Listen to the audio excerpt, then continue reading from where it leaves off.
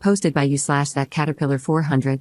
My 28F fiancé Alex, 28M, has had a BFF, Danny, 28F, since they were 4. She's not like the usual Reddit BFFs. She's a lovely, sweet person who has never crossed boundaries with Alex or their 2 other friends, Marcus and Daniel. The 4 are very close. Danny is gay and always has been. She is very much a woman but prefers to dress in jeans and t-shirts rather than in any feminine clothing. She is lean, tall, has short hair, and is just one of the boys in many ways. This weekend was Alex's bachelor party. All 4, plus 2 other friends of Alex, went along. It was in a coastal town that's well known for hosting bachelor and bachelorette parties, but there are no adult clubs or anything like that. They stayed in an Airbnb and had scuba diving and kayaking planned. The first night went okay, dinner at a restaurant, a nightclub, and then back home. The issue arose last night. After the nightclub, they headed back to the house. Marcus and Daniel, who are both single, brought back 2 girls from the nightclub and got busy in their bedrooms. The rest were drinking in the living room, but things got a bit loud, and the 2 friends started complaining that they didn't get to go to an adult club and never got to see some hot bodies. They were blaming their wives and calling them names. Danny told them to quiet down as it was ruining the mood, but they both thought it would be funny if they saw Danny's undressed body to make up for it. The thing is, Alex joined in, and they forcibly took off her clothes. She was screaming loudly, and Marcus and Daniel came running, rescued Danny, and put her in a bedroom with the girls. They then got into a fight with the 3 men. Daniel doesn't drink due to a chronic medical condition and the medication he's on. So, they packed up and took Danny and the 2 girls, leaving the other 3 behind. Danny was hysterical, and Marcus wanted her to go to the police, but she refused. She was too afraid to go home, so they ended up dropping the girls off and taking Danny to her parents' house, which was an hour away.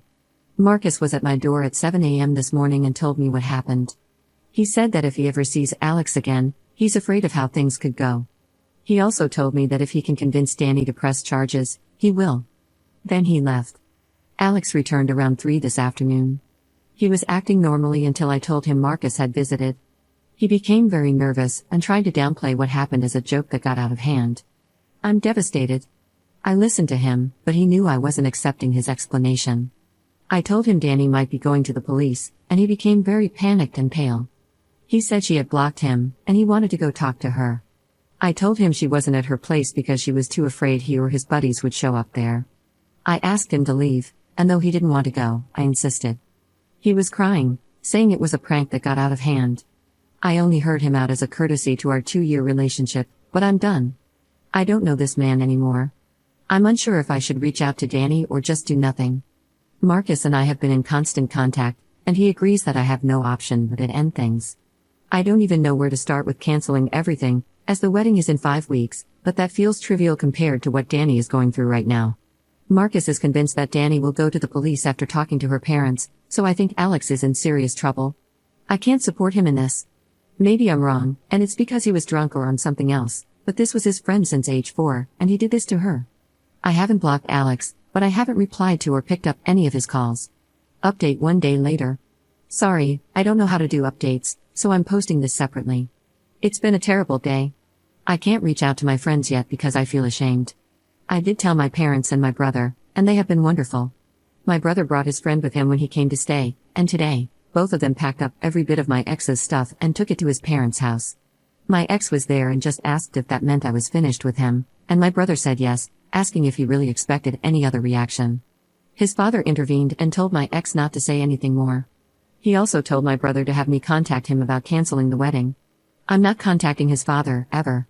My parents are handling the wedding cancellations, and my father got in touch with my cousin, who is a lawyer, to help and advise me as needed. I have to disentangle myself from my ex regarding leases, bank accounts, savings, and other financial matters, though my brother made sure I transferred all of my money from the joint accounts, savings and daily accounts, into my own account. It's a mess. I tried calling Danny, but she isn't ready to speak to anyone, so I just texted her to let her know that I'm here for her and that I've broken up with Alex. She hasn't replied, and I don't expect her to. She's apparently in a really bad way. Daniel spent 3 hours with me today. There's a lot going on, but I'm afraid to say too much for fear of damaging any potential court case. I will say that there are 2 videos of the incident, one taken by Jeb, one of the 2 friends. Much of it is chaotic, but the last part is apparently clear and telling. The owners of the rental house have also gotten involved, and there's footage, but I can't say more. When Marcus left me, He went to both of those guys' wives and told them what happened. Jeb's wife has been very helpful, and has split from him. The other guy's wife has also left him. Things are going the way most of you would want them to, that's all I'll say. And, to add, it was worse than what Marcus originally shared. Daniel told me that before Danny found her style, she had long hair, dressed femininely, and was stunningly beautiful. All three of them were in love with her as teens. Apparently, Alex took her rejection very personally and, according to Daniel, was angry and bitter for a couple of years, though he hid it from her. They thought he had gotten over it, but Daniel now feels that this might have been about revenge. It's scary if this is true. I've been receiving hundreds of texts from Alex. He told me his father advised him to stop texting me, but he says he can't. I haven't replied or blocked him based on advice. This is really hard, and I don't know how all of this is going to end up. If there's more, I'll post again if I'm able. Second update 3 days later. Hi all, my last update was removed, but if anyone is interested, I thought I'd post the latest and get some advice. I got a call from Danny. Daniel has been ever present, and I'm guessing it was because he knew she was going to call. There's a lot more to the story. The first night was normal, as I said, but on Saturday, Alex, Jeb, and their friend decided not to go scuba diving with Danny, Daniel, and Marcus. Danny was feeling very hungover and gave up after an hour, heading back to the Airbnb. She walked into the living room to find all three guys engaging in intimate acts with two women. Jeb shouted at her to get out, as this was costing them a fortune. The women were paid professionals. She left and went back to the boat, only telling Marcus what she had seen. When they all returned later, Alex told her not to tell me, saying it was just his last bit of freedom. She told him she was disgusted and reminded him that he wasn't free. She also told him she needed to think about what to do. Marcus convinced her to stay another night, as he and Daniel had met the two girls the night before and were planning to see them again. If Danny wanted to leave, Daniel would have to take her since he was her ride, and there wasn't any public transport in the small town. So Alex cheated, as did the other two. Marcus told their wives that morning, but not me. He planned to do it in stages because he knew I was already in shock. The actual assault went further than what Marcus had initially told me. While Alex hadn't physically assaulted her beyond pulling off her clothes, unlike the other two, he stood by and watched, doing nothing to help her. Danny mentioned that she thought Alex had taken some mushrooms earlier, but she wasn't sure. Marcus and Daniel did rescue her, but by then, things had already escalated. She went to the police as soon as she got to her parents. The Airbnb owners had also gone independently when they saw the footage. All three men are now facing the consequences of their actions. Danny told me she was sorry she didn't tell me immediately, as she had wanted to, but she's still very distraught. I didn't want to make things worse for her. I don't think I'm needed for any legal proceedings, so I finally blocked Alex and his parents.